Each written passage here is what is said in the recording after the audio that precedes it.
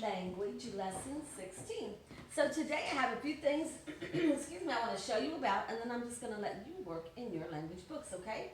So the first thing that I wanted to show you is sometimes in our writing, we have to be sure that our writing doesn't become too chopped up. Our sentences don't become too short and too choppy. Let's look up here at the board. We planted flowers. We picked weeds. That is two very small sentences that we easily could combine into a compound sentence by using a comma and. So check this out.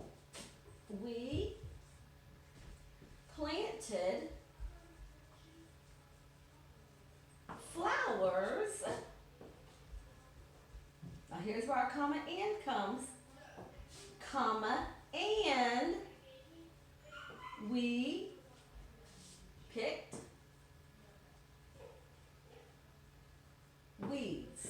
So we used a comma and, or a comma and a conjunction, a comma and, to put our two short, choppy sentences together into one nice, long, flowing sentence.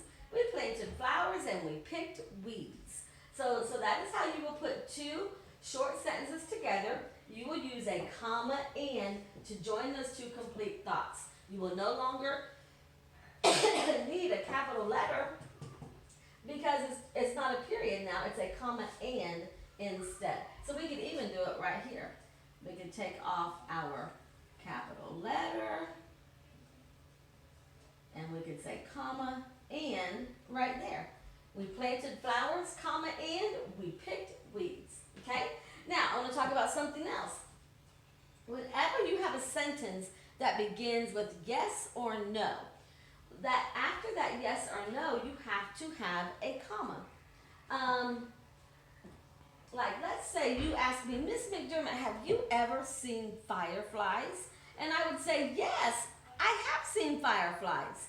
So if I were to be writing that, after the word yes, I would put a comma. Yes, comma, I have seen fireflies. Or if you said, Mama, can we go to Six Flags this weekend? And Mama said, no, we can't go this weekend. Your sentence is beginning with a yes or a no. So if you were writing it, it would be no, comma, we can't go this weekend. Or let's say you ask Grandma, can we get ice cream today? What's Grandma going to say if you ask her for ice cream most of the time? Yes, we can get ice cream today. So that sentence, if you were writing it, you would have a comma after your yes. Yes, comma, we can get ice cream today. So just remember, whenever you have a sentence that begins with yes or no, you're going to have a comma after your yes or no, and then you just keep writing your sentence the regular way with the punctuation at the end, okay? All right, so the other thing I wanted to touch base with you guys about is when we are talking to someone in a sentence, we make sure that we have a comma before and after their name. Now let's look at my first sentence. It says, Tia, would you like to help me? So we're talking to Tia. Now would it make sense to begin our sentence with a comma? That is what it makes sense. So we wouldn't have our comma at the beginning of the sentence, but we definitely would have it after our name, Tia. Tia, would you like to help me? And then if Tia was talking to me, let me change that Laura to Miss Carrie. Y'all really call me Miss McDermott, but you know, Miss Carrie. And if Tia says, I would like to, Miss Carrie, as soon as I can. See, she's talking to Miss Carrie. Now Miss Carrie is in the middle of a sentence. So you would have a comma before Miss Carrie and a comma after Miss Carrie. I would like to, comma, who's she talking to?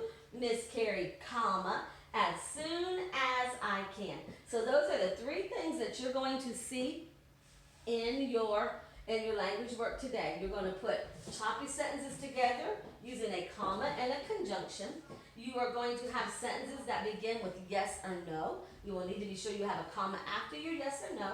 And you will be seeing sentences where someone is being addressed, where someone is being spoken to, and you will have to be sure that there is a comma before and after the person that's being addressed, unless it's at the beginning of the sentence. You wouldn't start a sentence with a comma, okay?